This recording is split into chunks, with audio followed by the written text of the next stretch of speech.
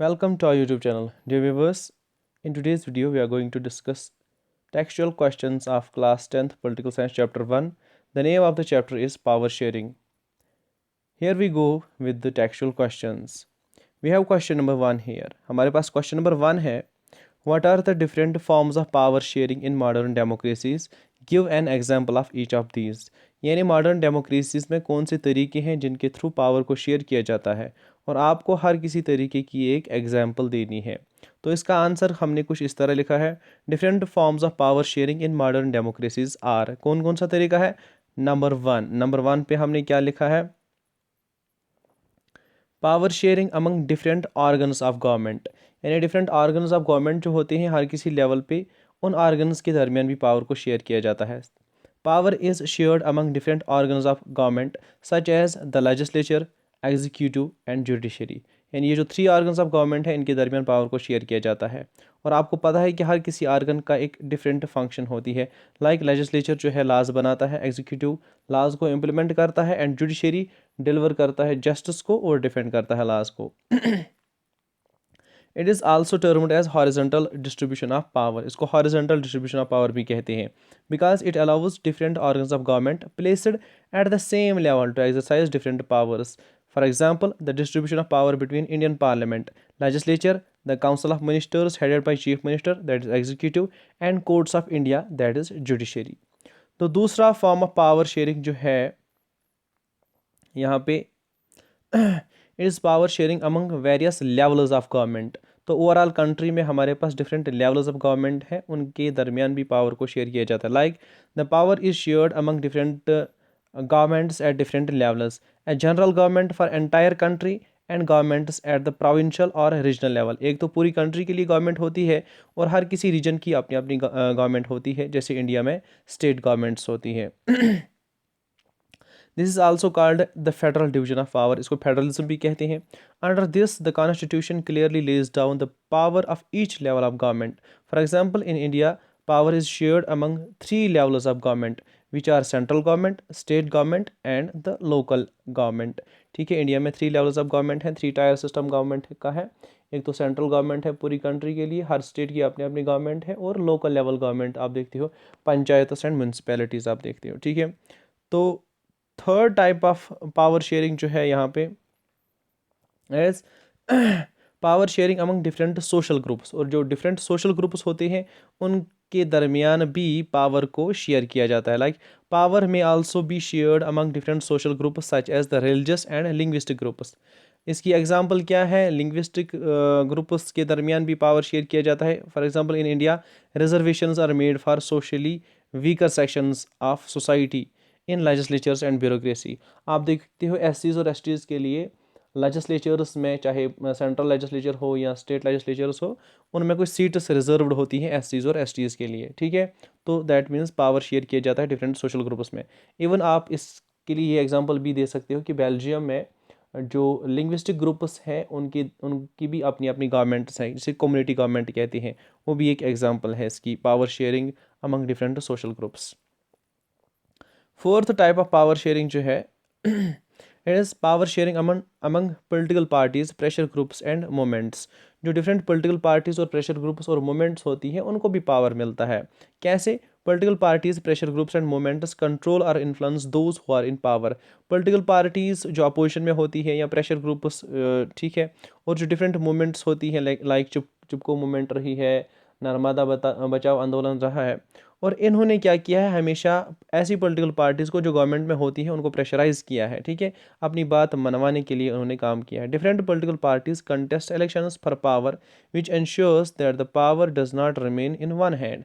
In long run power is shared among different political parties that represent different ideologies and social groups.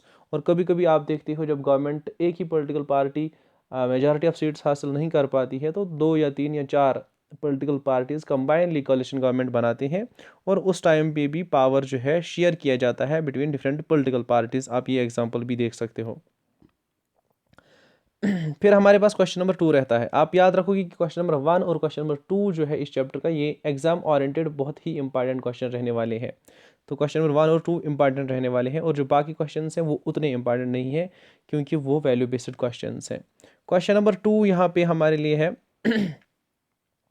State one prudential reason and one moral reason for power sharing with an example from Indian context. आपको दो reasons बोलने हैं, moral reason और prudential reason क्या है power sharing का, और India से आपको एग्जांपल देनी है हर किसी की। Answer, prudential reason, it helps to reduce the possibility of conflict between social groups. आपको पता है लॉजिकल रीज़न यही है पावर शेयरिंग का कि इससे हेल्प होती है कि जो डिफरेंट सोशल ग्रुप्स हैं उनके दरमियान कॉन्फ्लिक्ट नहीं होता है जब पावर को शेयर किया जाता है। अब इंडिया के लिए ऐसा क्यों है? Because India is a country of diverse ethnicities and religions. India में बहुत सारे रिलीजन्स हैं, बहुत सारे सोशल ग्रुप्स हैं, इथनिसिटीज़ हैं, उनके दरमियान पावर शेयर करना ज़रूरी है। अगर नहीं करेंगे तो कॉन्फ्लिक्ट होगा, करेंगे तो कॉन्फ्लिक्ट नहीं होगा। मॉरल रीज़न क्या है? It helps to uphold the spirit of democratic structure of a country. Moral reason यही है पावर शेयरिंग का कि इससे डेमोक्रेसी का जो स्पिरिट है, जो रूह है डेमोक्रेसी की, वो अपहोल्ड होती है। डेमोक्रेसी एक रियल सेंस में इस्टेब्लिश होती है जब पावर को शेयर किया जाता है। In India citizens can come together to criticise and oppose any particular policies of the government so that the government is put under pressure to reconsider its decisions। तो ये दूसरा क्वेश्चन यहाँ पे ख़त्म हुआ। अब क्वेश्चन नंबर 3 है यहाँ पे, after reading this chapter 3 students derive different conclusions, which of these do you agree with and why? You reasons in about 50 words। तो 3 स्टूडेंट्स हैं, उनके 3 व्यूज़ हैं, आपको देखना है 3 व्यूज़ में से आप किस व्यू के साथ एग्री करते हो, किस व्यू को आप मानते हो ठीक है और क्यों मानते हो कि इसकी व्यू ठीक क्यों है। तो एक पर्सन है, एक स्टूडेंट है जिसका नाम है थॉमन। थॉमन क्या कहता है? Power sharing is necessary only in societies which have religious, linguistic और इथनिक डिविजन्स। ये कहता है कि पावर शेयरिंग सिर्फ उन सोसाइटीज़ में ज़रूरी है जहाँ पे डाइवर्सिटीज़ है, चाहे डिफरेंट रिलीजन्स के लोग हैं, डिफरेंट लैंग्वेजेस के लोग हैं और डिफरेंट ऑरिजन्स के लोग हैं, वहाँ सिर्फ वहाँ पे पावर शेयरिंग ज़रूरी है। दूसरी व्यू किसकी है? मथाई की। वो क्या कह रही है कि power sharing is suitable only for big countries that have regional divisions. और मथाई कहती है पावर शेयरिंग सिर्फ उन कंट्रीज़ के लिए बेहतर है, ज़रूरी है जो बहुत बड़ी कंट्रीज़ हैं और जहाँ बहुत सारे डिविजन्स हैं कंट्री के। और औसिफ जो है वो क्या कहता है? Every society needs some form of power sharing even if it is small और does not have social groups. ठीक है, हर किसी सोसाइटी को, हर किसी कंट्री को पावर शेयरिंग की ज़रूरत पड़ती है, चाहे वो बड़ी हो छोटी हो, वहाँ इतनी डाइवर्सिटीज़ हो या ना हो। ठीक है, तो लॉजिकली हम क्या करते हैं? हम एग्री करते हैं औसिफ की कंक्लूजन के साथ। We agree with Asif's conclusion as it is the most logical one. ये सबसे ज़्यादा लॉजिकल है। Every society should have some or the other form of power sharing. हर किसी सोसाइटी में पावर शेयरिंग होनी चाहिए। Power sharing ensures that the right balance between different sections in the society. It not only prevents conflict between various groups in the society, but it also generates a sense of belongingness among them to the society. Hence, power sharing helps to maintain the spirit of democracy। Power sharing बहुत ज़्यादा ज़रूरी है। जो different sections of society होते हैं उनको लगता है कि हम अकोमोडेटेड है विद इन द कंट्री, इसलिए पावर शेयरिंग जो है ये कॉन्फ्लिक्ट को रोकती है। हर किसी सोसाइटी में पावर शेयरिंग ज़रूरी है। क्वेश्चन नंबर 4 क्या है? The mayor of Merchtem a town near Brussels in Belgium. Belgium की जो कैपिटल है ब्रुसेल्स, उसमें एक टाउन है मर्कटम।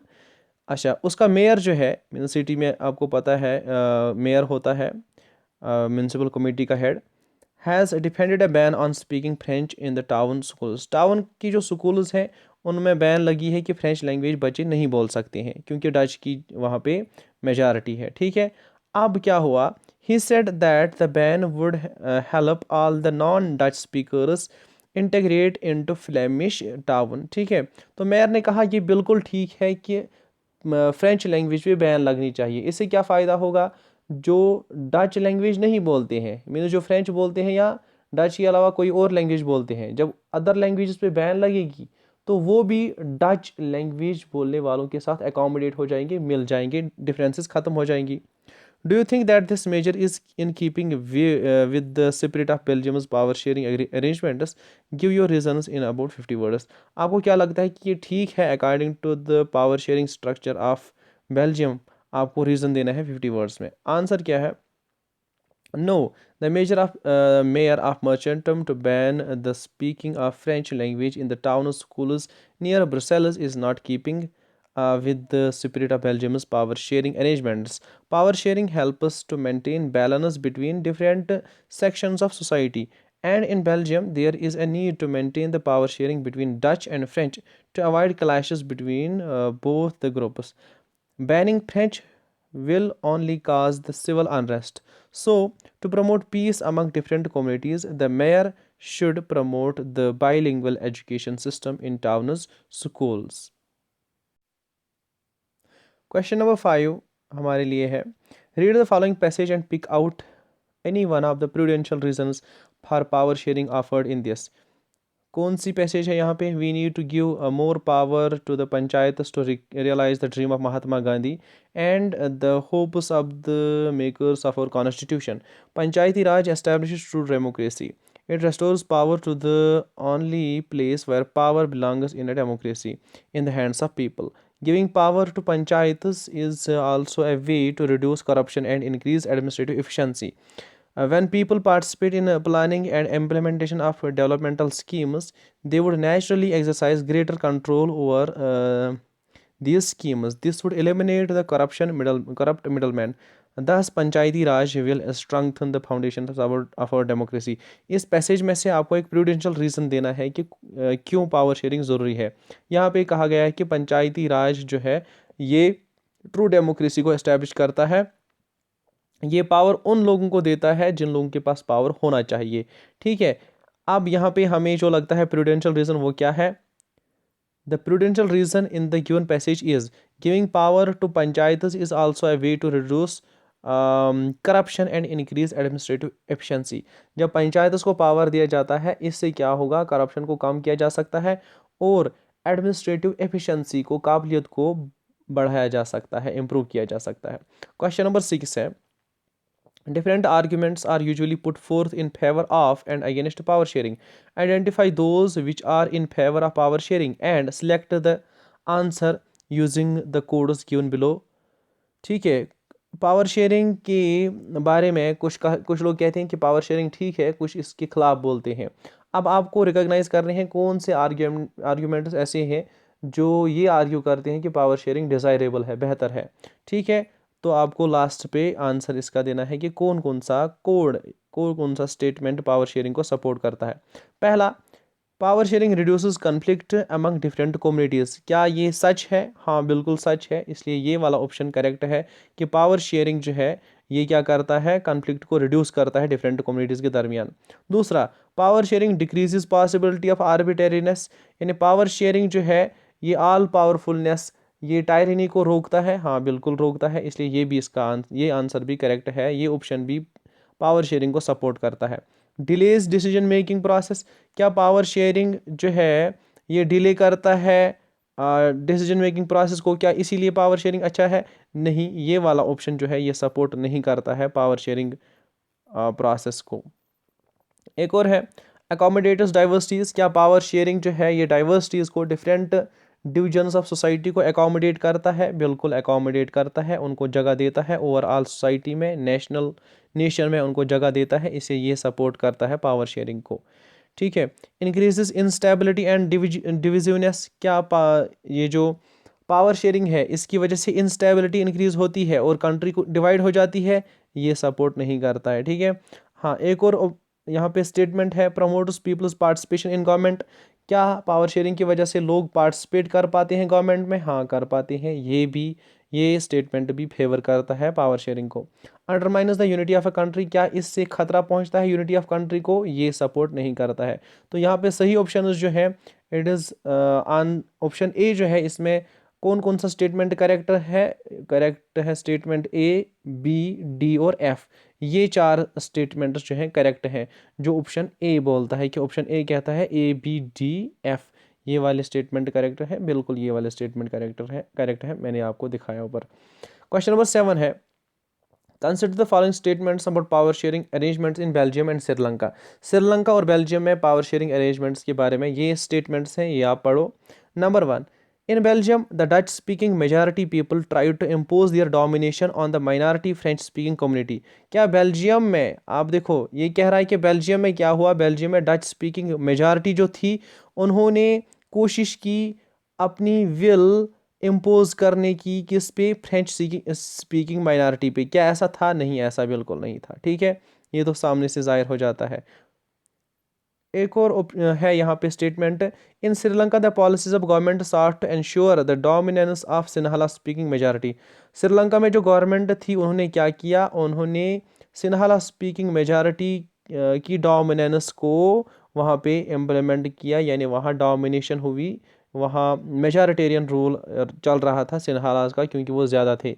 बिल्कुल ऐसा था, श्रीलंका में ऐसा ही हुआ, वहाँ सिन्हालास ने डोमिनेट करके रखा था गवर्नमेंट पॉलिसीज़ को।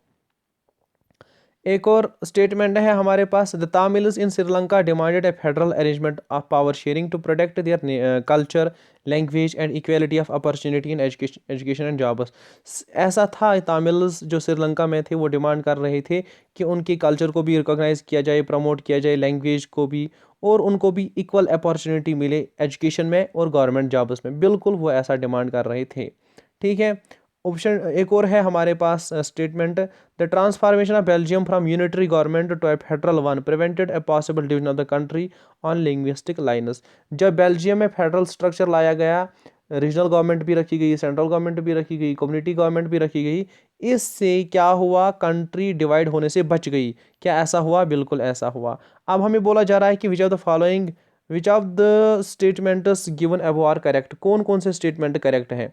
तो मैंने आपको बोल दिया यहाँ पे कौन कौन सा स्टेटमेंट करेक्ट है। स्टेटमेंट ए जो है ये फॉल्स है, स्टेटमेंट बी जो है ये करेक्ट है, स्टेटमेंट सी जो है ये करेक्ट है, डी जो है करेक्ट है। तो इसका सही आंसर जो है it is option D. Option D का मतलब है कि बी, सी और डी ये तीनों स्टेटमेंट्स करेक्ट हैं। ठीक है, यानी स्टेटमेंट बी, सी और डी ये तीनों स्टेटमेंट करेक्ट है। अब हमारे पास क्वेश्चन नंबर 8 है, match list 1 forms of power sharing with list second forms of government and select the correct answer using the codes given below in the lists. आप यहाँ simply समझोगे कि यहाँ लिस्ट ए में आपको फॉर्म ऑफ पावर शेयरिंग दिया गया है और लिस्ट सेकंड में बोला गया है कि इस टाइप ऑफ फॉर्म शेयरिंग को क्या हम कहते हैं, किस तरह की गवर्नमेंट कहते हैं। ठीक है, ये आपको फिर चूज़ करना है। इसका आंसर मैंने यहीं पे मैच करके रखा है, आपको अलग से चूज़ करने की ज़रूरत नहीं है। Power sharing among different organs of government, इसको हम क्या कहते हैं? इसको हम कहते हैं सेपरेशन ऑफ पावर्स। यानी जब पावर को शेयर क्या किया जाता है between different organs of government, इसको हम कहते हैं सेपरेशन ऑफ पावर्स। ठीक है, या हॉरिजॉन्टल पावर शेयरिंग भी कहते हैं। दूसरा यहाँ पे है power sharing among different governments at different levels. जो डिफरेंट गवर्नमेंट्स होती हैं डिफरेंट लेवल्स, जब उनमें पावर शेयर किया जाता है, इसको हम क्या कहते हैं? इसको हम कहते हैं फेडरल गवर्नमेंट। ठीक है, फेडरल गवर्नमेंट इसको कहते हैं। Power shared by different social groups, जब डिफरेंट सोशल ग्रुप्स को पावर दिया जाता है, इसको हम क्या कहते हैं? इसको हम कहते हैं कम्युनिटी गवर्नमेंट, जो बेल्जियम में थी। पावर शेयर्ड बाय 2 और मोर पॉलिटिकल पार्टीज, जब 2 या 2 से ज़्यादा पॉलिटिकल पार्टीज कंबाइंड रूल करती हैं, इसको हम क्या कहते हैं? इसको हम कहते हैं कॉलिशन गवर्नमेंट। ठीक है, गठजोड़ गवर्नमेंट जब होती है। अब क्वेश्चन नंबर 9 हमारे पास लास्ट क्वेश्चन है, consider the following 2 statements on power sharing and select the answer using codes given below. ठीक है, हमारे पास 2 स्टेटमेंट्स हैं, अब हमें फिर यहाँ पे सही ऑप्शन को चूज़ करना है। पहला स्टेटमेंट है power sharing is good for democracy, power sharing democracy के लिए बेहतर है, ठीक है। दूसरा स्टेटमेंट है it helps to reduce the possibility of conflict between social groups, power sharing की वजह से जो चांस है कन्फ्लिक्ट का, लड़ाई झगड़े का, डिफरेंट सोशल ग्रुप्स के दरमियान लड़ाई हो सकती है, इस लड़ाई को कौन रोकता है? Power sharing. अब दोनों स्टेटमेंट्स, एक कहता है कि पावर शेयरिंग ठीक है, दूसरा कहता है कि पावर शेयरिंग क्या है, ये कन्फ्लिक्ट को रोकती है। अब आपको बोलना है कि इन स्टेटमेंट्स में से कौन सा सही है, कौन सा गलत है। क्या ए गलत है, ए सही है, बी गलत है? नहीं। क्या दोनों both A and B are true, क्या दोनों ठीक है? हाँ बिल्कुल दोनों ठीक है, इसलिए ऑप्शन बी जो है, जो कहता है ए और बी दोनों ठीक है, यही इसका ऑप्शन करेक्ट है। ठीक है, यानी दोनों स्टेटमेंट्स करेक्ट है। इसी के साथ ही हमारा ये वीडियो ख़त्म होता है। चैप्टर 1 के क्वेश्चंस हमने कम्प्लीटली डिस्कस किए। Thanks for watching this video. Do subscribe our YouTube channel. Thanks.